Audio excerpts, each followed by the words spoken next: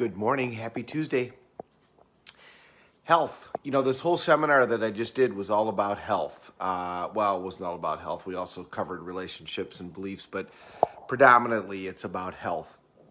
So let's talk about some governing principles of health. And now, this is an area that is widely controversial, right? There's like so many different ideas and so many different approaches.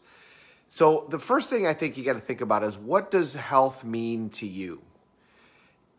For some people it's, I want to look a certain way. For some people it's, I want to be under a certain weight. Regular medicine, especially in the area where I live, defines health as the absence of disease. And that's it. As long as you don't have a current disease that's debilitating you, then you're healthy. I define health as energy. As, do you have a vibrancy to go do the things that you want to do? Because let's face it, whatever you want to do in life, if you don't have your health, then you're not going to be able to do it. If you can't get out of bed, if you can't go do this stuff, then you can read all the books and have all the goals. You have to be able to physically do it. And that doesn't mean that you don't, have a disability in some fashion or whatever, but you still have to have a level of energy. So for energy, there again, think about what gives us energy. Is it food? Well, actually the answer to that is kind of no, because if you think about it, when you eat a huge meal, you actually become tired. Whereas if you go on a fast or a cleanse, it actually increases your energy.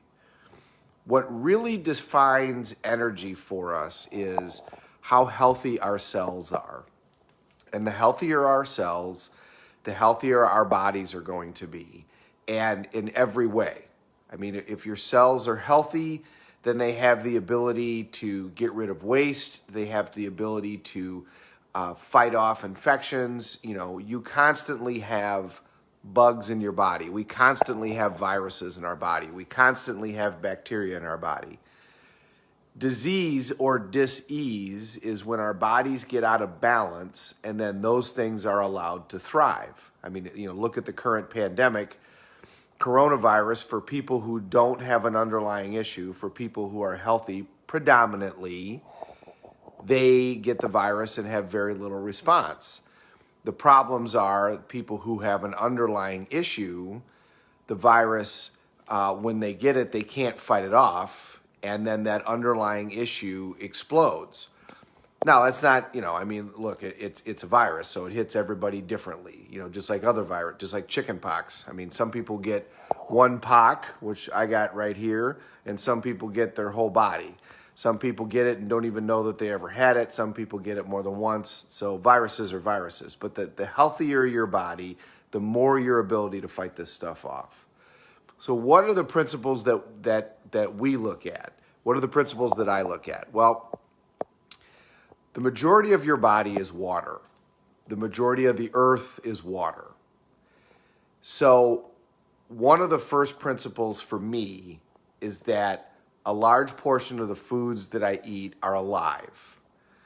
So that means fruits, vegetables, sprouts, things that are high in water content. And as best as I can, they're organic. I do everything local that I can.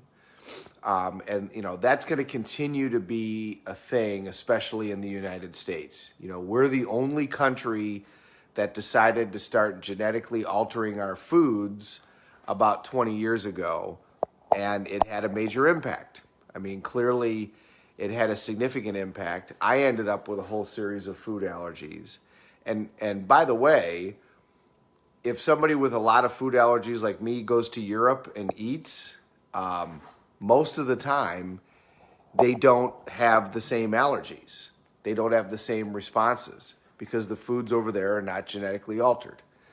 So the first principle to think about is how much water do you need to take into your body? And, I try to take 100 ounces, half my body weight in ounces in water a day.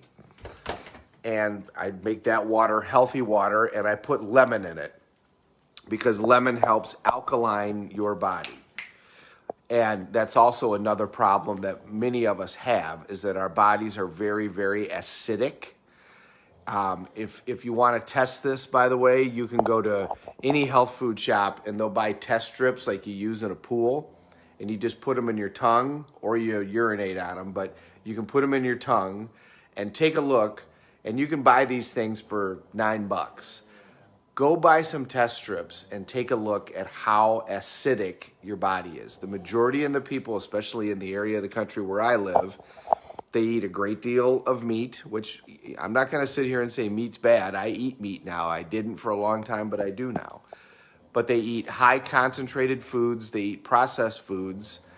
They eat a lot of meat. They eat a lot of processed sugar, and as a result, their body is acidic.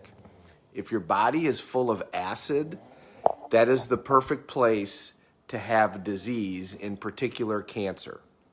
Because when your body is acidic, then your cells can't operate that they need to do. And all a cancer cell is a mutated cell. It's a cell that didn't come back the way that it's supposed to. So now it's not an appropriate cell, and it becomes a cancer cell. So number one, and maybe I'll talk about this for the rest of this week. So number one, think about how much water do you take in and how much water do you want to take in.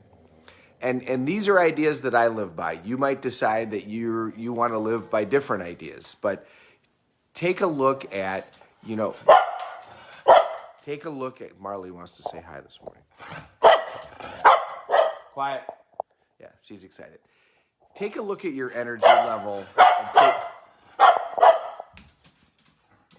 and take a look at your health and decide what the principles are that you want to govern by. And I'm going to go kill my dog. Have a great day, everybody. I'll talk about this all week. We're all in this together. Let's take care of each other.